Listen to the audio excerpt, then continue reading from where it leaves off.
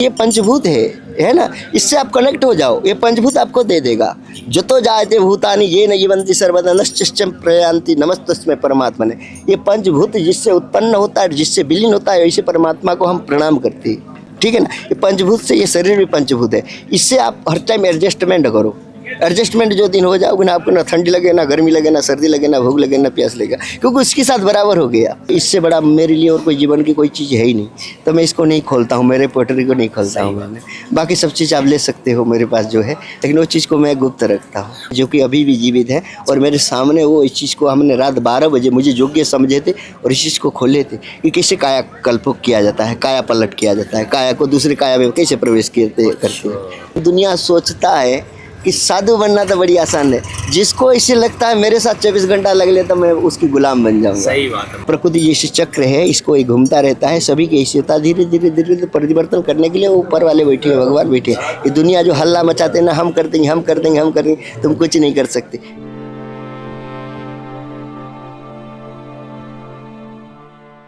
महाराज श्री, आप कब से तपस्या कर रहे हो? जैसे आपकी बड़ी बड़ी जटाएं हो गई हैं, इन्हें देख रहे हैं आभास हो रहा है कि आपने काफ़ी तपस्या की है, कठिन तपस्या की है। तो इस विषय में कुछ संक्षेप में जानकारी।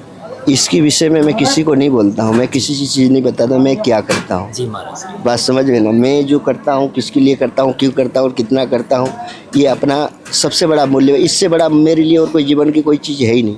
तो मैं इसको नहीं खोलता हूँ, मेरे पोटरी को नहीं खोलता हूँ मैंने। बाकी सब चीज़ आप ले सकते हो मेरे पास जो है, लेकिन वो चीज़ को मैं गुप्त रखता हूँ। महाराज श्री, एक इस विषय में आज पूरी दुनिया भी परेशान है। ज़्यादातर लोग आज शारीरिक और मानसिक रूप से दुखित हैं। तो थोड़ा सुख प्राप्ति का और ज्ञान प्राप्ति का सहज मार्ग बताएं, जिससे मनुष्य जीवन थोड़ा सुखी रह सके। सबसे पहले तो इनकी जो है ना, एक पर तो खान पान की ऊपर ये लोग कोई जैसे कि 9-10 बजे उठते, प्रातः काल पे उठना चाहिए, सूर्य उदय के पहले उठना चाहिए। इसी पे इनकी दिमाग शांत होता है पहले। दूसरी नंबर जो कि खान पान की आता है। और तीसरी नंबर सबसे बड़ी चीज़ होता है, जो हमारे घर पे गाँव पे छोटे छोटे मंदिर था, वो हमारी दादा माँ बाप उसकी परदादा को सब कुछ वो प्राप्त करने मिलता था। और हम उसको छोड़ के दूसरे किसी ना कोई भगवान बना दिया, उसके लिए हम चला जाते, उसकी पूजा करते। सबसे बड़ा दुख कारण ये है। जो हमारे कुल देवता है ना, सदियों से आया है। आप दिखेंगे रामायण महाभारत सभी जगह अपना कुल इष्ट देवता को सब पहले पूजा किए, उसके बाद दूसरे भगवान को पूजा होता है। बात समझ में ना। घर में भी आज जो ब्राह्मण देवता लोग पूजा करते हैं, अपना कुल देवता को पहले पूजा करते हैं, बाद में दूसरे पूजा होता है। ठीक है ना। तो ये दुनिया क्या करता है, एक फैशन के दौर पे चला जाता है, किसी और भगवान को लेके पहुंच जाता है, पूजा करने चला जाता है। ठीक है ना। तो सबसे बड़ी दुखी कारण वो जब असंतुष्ट होते हैं, हमारे परिवार को जीने नहीं देते हो। सबसे मेन कारण ये हो, है ना। और महाराज श्री, ज़्यादातर लोगों की ये भी जिज्ञासा रहती है जानने की कि साधारण मनुष्य, उनके पास बहुत से हर तरह के सुख सुविधा के साधन हैं, उसके बावजूद वो दुखी हैं। लेकिन आप जैसे सन्यासी, आप सब कुछ त्याग चुके हो, फिर भी आप इतना खुश रहते हो। इसका क्या राज है? इसके विषय में ज़्यादातर लोगों की जिज्ञासा है जानने की। इसमें क्या होता है ना, कि जो हमने आज तमाम आदमी को मिलती है, मैंने बड़े बड़े पैसे वाले को मिलते हैं, बड़े बड़े संतों को मिलते हैं, बड़े बड़े ज्ञानी को मिलते हैं, सभी को मिलते हैं। मैं किसी को ऐसे नहीं छोड़ता हूँ। बड़े चोर भी बोला तो मैं भी उससे बैठने के लिए कोशिश करता हूँ, गुंडा भी हो तो उससे लगे भी बैठने के लिए कोशिश करता हूँ। ठीक है ना। तो आदमी जैसे कि हमने रात को सो जाते हैं ना, रात को जैसे सो जाते हैं, सवेरे हो जाता है। ये मनुष्य जन्म की हमारी इसी तरह की है, एक तरफ की मानो तो। सही बात है। तो हम फिर अहंकार किस बात की, घमंड किस बात की। जैसे एक रात जैसे बीतता है, रात की जैसे बीत जाता है, हमारी ज़िंदगी ऐसे रात की बराबर मैं मानता हूँ कभी कभी। सही अपना सही जगह पे मैं जब बैठता हूँ, सही जगह पे होती, तो मुझे ऐसे लगता है कि जैसे एक रात बीत जाता है इंसान की, मेरी ज़िंदगी भी ऐसे बीत जाएगा। तो मैं दुखी किस बात की फिर। सही बात है ना। अच्छा। और महाराज श्री, एक इस विषय में भी हमें ज्ञान प्रदान करें कि जो अपने नागा साधु हैं, सनातन धर्म के जो सबसे बड़े रक्षक हैं। हाँ। तो ये ऐसी मतलब ये शारीरिक रूप से बहुत ज़्यादा मजबूत होते हैं। इसके अलावा इनके पास अनेकों शक्तियाँ भी होती हैं, दिव्य शक्तियाँ होती हैं, सिद्धियाँ। तो इनका ऐसा कौन सा प्रशिक्षण होता है जिसके फलस्वरूप ये शारीरिक रूप से इतना मजबूत हो जाते हैं? ऐसा इनका कौन सी योग क्रिया, ऐसी कौन सी योग क्रियाएं और कौन से व्यायाम वगैरह करवाए जाते हैं जिससे आप इतने बलिष्ठ होते हो? इसमें सबसे पहले चीज़ होता है जो है ना, हमने उनको नागा बनाते हैं। जब इंद्रिय को तोड़ा जाता है, इंद्रिय जब तोड़ जाता है तो उसकी कुछ भी खाओगे पियोगे तो आपकी एनर्जी वेस्ट नहीं होता। सबसे बड़ी चीज़ तो ये होता है। अब देखे होंगे बहुत ऐसे मिलेंगे, गांव में भी मिलते हैं ना, जो खाते पीते हैं और सांड की तरह होते हैं, इसीलिए होते हैं ना, उनकी ऊर्जा वेस्ट नहीं होता है। ठीक है, तो इसी तरह की इनको तो पहले ये होता है। और दूसरी तरफ पे अनेक तरीके पे योग, व्यायाम, मंत्र जाप, पूजा पाठ पे 24 घंटा रहती है। ठीक है ना, आदमी थोड़ी बहुत क्या है, कोई आदमी मुझे लगता है जितना एक संत की प्रक्रिया काम होता है ना, इससे बड़ा मेहनत काम और कोई नहीं है। लेकिन दुनिया सोचता है कि साधु बनना तो बड़ी आसान है। जिसको इसे लगता है मेरे साथ 24 घंटा लग ले तो मैं उसकी गुलाम बन जाऊंगा। सही बात है महाराज। मेरे साथ कोई 24 घंटा खाली रह ले तो मैं उसकी नौकर बन जाऊंगा। मेरे साथ 24 घंटा कोई नहीं रह सकता, एक चीज़ पक्का है। संत जीवन की तो उसका जीवन ही लेकिन बहुत आज तपस्या दुनिया वैसे समझता है ना कि साधु बनना तो आसान है, कपड़ा होगा पहन लो। जिसको ऐसे लगता है मेरे साथ 24 घंटा खाली बिता दे तो हम उसकी नौकर बन जाएंगे। कैसे बैठना, कैसे खाना, कैसे पीना, कैसे रहना, समाज के साथ जब रहते तो किस ढंग से व्यवहार करना, ये बहुत महत्वपूर्ण होता है। अभी आपने 50 आदमी देख रहे हैं, ठीक है ना, मेरे बाणी पे थोड़ी सी भी डगमगा गया तो ये 50 आदमी के जूते हमारे ऊपर पड़ेंगे। ठीक है ना, संत की ये सबसे बढ़िया। हमने जो कहीं पे भी जाते हैं, बाथरूम करते हैं, किसी जगह पे बैठते हैं ना, दुनिया की नज़र हमारे ऊपर पड़ता है। बहुत सचोट, इतना मतलब कि संन्यास जीवन जितना कठिन है ना, इतना कहीं नहीं है। और दुनिया को लगता है संन्यास जीवन बहुत आसान है। इसीलिए हमारी गीता पे, भागवत पे, हर चीज़ पे संन्यास की निरूपण किया गया है कि चौथे पीढ़ी में संन्यास धर्म दिया है। जो कि कोई गाली दे, कुछ करे, मर जाए, कोई परेशानी नहीं है ना। लेकिन कलिकाल पे समय की कम होने की वजह से आदमी को छोटे से ही संन्यास धर्म ले लेना चाहिए, है ना।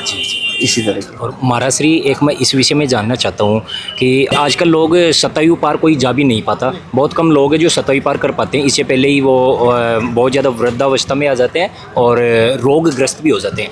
लेकिन प्राचीन समय में हमारे जो सनातनी हिंदू थे वो सतयु पार तो क्या कई शताब्दियों तक जीवित रहते थे। और अभी भी आप जैसे साधु संत सन्यासी हैं जो कई वर्षों शताब्दियों तक जीवित रहते हो, जवान रहते हो, तो आप ऐसी कौन सी दिनचर्या और कौन सी योग क्रिया का पालन करते हो, इसके विषय में थोड़ा बताएं ताकि जन कल्याण हो सके अपने सनातनियों का। ये जो आप बता रहे हैं ना, इसमें क्या कि प्रभाव होता है, अपना अपना प्रभाव होता है। जैसे सर्दी है ना, सर्दी के प्रभाव है। कितना भी आप पूरे बादल छा जाता है, कोहरा छा जाता है, कितना भी आप गर्मी पे अंदर रहोगे, फिर बाहर निकल जाओगे तो आपके ठंडा लग जाता है। गर्मी पे कितना भी आप कोशिश करोगे कि एसी चला लोगे, फिर भी आपको गर्मी लगता है। इसी तरह की जो 4 युग है कली युग की, इसी प्रभाव से, समझ में ना, कली के प्रभाव से वो नहीं बन सकता। तो इसकी तो एक माध्यम होता है तपस्या। तपस्या मानो, भजन मानो, उसको भक्ति मानो, इसी की सहारा जो ले लेगा वो तंदुरुस्त रहता है, स्वस्थ रहता है, लंबी आयु होता है। हाँ, तो महाराज श्री, ये जैसे हमने सुना है कि अपने यहाँ महाकुंभ में ऐसे ऐसे नागा साधु सन्यासी आते हैं जो कई शताब्दियों अथवा सहस्त्राब्दियों तक वो जीवित रखे हुए हैं अपने शरीर को, तो क्या यह बात सत्य है? हाँ, ये बिल्कुल सत्य है। और इसमें हमारे पास अभी टाइम नहीं है ना, इतना थोड़ा लंबा हो जाएगा। एक महाराज जी ने इसको बहुत बड़ा वर्णन किए थे, जो कि अभी भी जीवित हैं। और मेरे सामने वो इस चीज़ को, हमने रात 12 बजे मुझे योग्य समझे थे और इस चीज़ को खोले थे कि कैसे काया कल्प किया जाता है, काया पलट किया जाता है, काया को दूसरे काया में कैसे प्रवेश करते हैं। तो ये जो है ना, आप जितना देख रहे हैं ना, ये आम साधु नहीं समझना है। ये सब कोई देवता है, कोई गंधर्व है, कोई जख है, कोई किन्नर है, ये हर तरह की इस चीज़ के अंदर अभी आत्मा पे प्रवेश किए हैं। अच्छा, देवी देवता वेश बदल कर यहाँ पर आए? हाँ बिल्कुल, और प्रवेश भी किए, शरीर के अंदर प्रवेश किए। ये चल रहा है, हो सके तो मैं भी अंदर भी कोई प्रवेश किया हो जो आपसे बात कर रहे हैं, ठीक है ना। तो हमने किसी भी साधु सा, इसीलिए शंकराचार्य जी कहते हैं ना, भगवा कपड़ा कोई भी पहना हो, तिलक किया हो, गधा भी हो तो उसको दंडवत करना, ये हमारी संत परंपरा की धर्म था, ठीक है ना। महाराज श्री, एक यह आज एक बहुत विषम परिस्थिति हो चुकी है इस विषय में कि अपने जो सनातनी हिंदू है, प्राचीन समय में उनके पास बहुत ज़्यादा संस्कार होते थे, माता पिता का सम्मान किया जाता था, गौ माता का रक्षण किया जाता था। लेकिन आज ऐसा समय आ चुका है कि ज़्यादातर लोग अपने माँ बाप का निरादर कर रहे हैं और उन्हें छोड़ भी देते हैं बाद में। और इसके अलावा जो अपनी गौ माता का बहुत ज़्यादा हाश हो रहा है, अनादर हो रहा है। तो महाराज श्री, इस विषय में आप कुछ ऐसे प्रवचन कहो कि लोग सुने तो उन्हें मार्गदर्शन मिल सके, प्रेरणा मिल सके। नहीं, इसमें जो होता है ना, इसमें किसी को दोष नहीं है। हम आप अभी किसी को दोष कैसे बता सकते? आपको पता होगा, और सोच महीना में खाली कुत्ते बच्चे देते थे, आजकल 12 महीना कुत्ते बच्चे मिलते हैं। दूषित हुआ, पशु जंतु भी अपना चीज को त्याग दिया, धर्म को त्याग दिया। 12 महीना आम की पेड़ फल पाएंगे आम के पेड़ पे अंदर।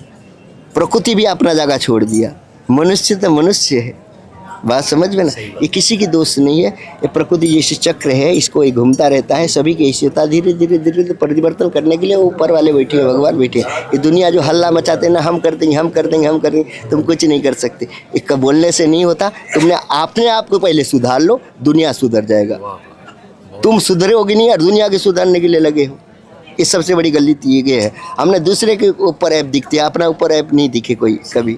कितना गलती हम करते ही नहीं पता है। एक बार जब पहले शंकराचार्य आए थे, वो टाइम जो शास्त्रार्थ होता था, 93% बौद्ध धर्म लिया था, 3% हिंदू थे, कन्वर्ट किए ना।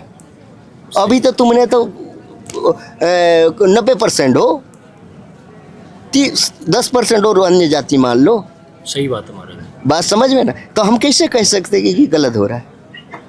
वही टाइम भी तो बुद्धिजीवी थे होंगे ना, वही टाइम पे भी तो बुद्धिजीवी थे, नहीं थे क्या? बिल्कुल सही बात है। तो अपने आप को सुधार देना ही सबसे बड़ा बुद्धिमानी है। अपने आप को सुधार दो, सब दुनिया अच्छी लगेगी, ये समाज अच्छा लगेगा। और आप अपने को दूसरे को बैर दृष्टि पे देखो तो सब बैर हो जाएगा। और महाराज श्री, आपने जैसे कई अच्छी बातें बताई, प्रवचन दिए, इससे देखकर हमें यह लग रहा है कि आपने ग्रंथों का भी अध्ययन किया होगा। फिर भगत जी हमने वो चीज़ को नहीं बताते, हमने बहुत कुछ किए हैं भगवान की कृपा से, संतों के आशीर्वाद से बहुत कुछ किया। हमने रगड़ते रहते हैं, जब तक मिट्टी में नहीं मिल जाएगा तब तक रगड़ना नहीं छोड़ेंगे, ठीक है ना। महाराज श्री, एक लास्ट बात हमें ये बताइए कि जो सन्यासी हैं, विशेषकर नागा साधु हैं, ये ग्रंथों का अध्ययन ज़्यादा नहीं करते, लेकिन इनके पास जो ज्ञान होता है, उसकी जो दिव्यता है वह ग्रंथों में नहीं मिल पाती। तो ये प्रकृति में रहकर ये ज्ञान प्राप्त होता है या फिर और कोई इसका रहता है? आप अभी रामभद्राचार्य जी को सब दिखते हैं, वो सूर्य हैं और सब शास्त्रों की ज्ञाता होते हैं। सही बात समझे। एक हमारे पास ऐसे संत हैं, लेकिन नाम तो नहीं लेना चाहिए, लेकिन जब कोई वेद की पाठ करता है, यज्ञाचार्य यज्ञ करता है, तो वो बोल देते कि यहाँ पे गलती कर दिया, वो स्कूल पे कभी नहीं है। सही बात समझ में ना। वो भगवान साथ करे, ये पंचभूत है ना, इससे आप कनेक्ट हो जाओ, ये पंचभूत आपको दे देगा। जतो जायते भूतानि ये न जीवंति सर्वदा नश्चिश्चम प्रयान्ति नमस्तस्मै परमात्मा ने। ये पंचभूत जिससे उत्पन्न होता है, जिससे विलीन होता है, ऐसे परमात्मा को हम प्रणाम करते हैं, ठीक है ना। ये पंचभूत से, ये शरीर भी पंचभूत है, इससे आप हर टाइम एडजस्टमेंट करो। एडजस्टमेंट जो दिन हो जाओगे ना, आपको ना ठंडी लगे, ना गर्मी लगे, ना सर्दी लगे, ना भूख लगे, ना प्यास लगेगा, क्योंकि उसके साथ बराबर हो गया। सही बात है ना। ये बड़ी प्रक्रिया है भगत जी, धन्यवाद, फिर कभी मिलेंगे। ठीक है। तो भाई देखिएगा, महाराज श्री ने जो गूढ़ बातें बताई हैं, बहुत अच्छे प्रवचन दिए हैं। तो आप समझिए कि अपने भारतवर्ष में कैसे कैसे दिव्य संत है। भारत और आज अभी कलिकाल चल रहा है, लेकिन अभी भी साधु संतों की महिमा कम नहीं हुई है। अभी भी यहाँ पर एक से बढ़कर एक दिव्य संत है। ऐसे ही संतों में हम आपको निरंतर ऐसे साधु संतों के दर्शन करवा रहे हैं, जिनके दर्शन मात्र से ही पाप कर्म का नाश होता है और पुण्य फलों में वृद्धि होती है। यह ग्रंथों का जो अध्ययन करते हैं, उनसे कई गुना ज़्यादा ये प्रकृति के साथ रहकर उनके संयोग से इन्हें जो ज्ञान प्राप्त होता है वह एक दिव्य ज्ञान होता है। और हम इनके समीप बैठकर इनके प्रवचन सुनकर हम इनके प्रवचनों को आत्मसात करेंगे तो अपना कल्याण हो जाएगा, जीवन कल्याण हो जाएगा। तो ऐसे ही अपने सनातन के जो रक्षक हैं, इनके निरंतर दर्शन करने के लिए आप हमारे साथ जुड़े रहें। धन्यवाद।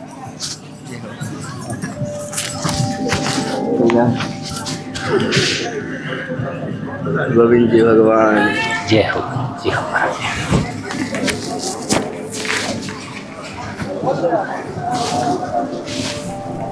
आप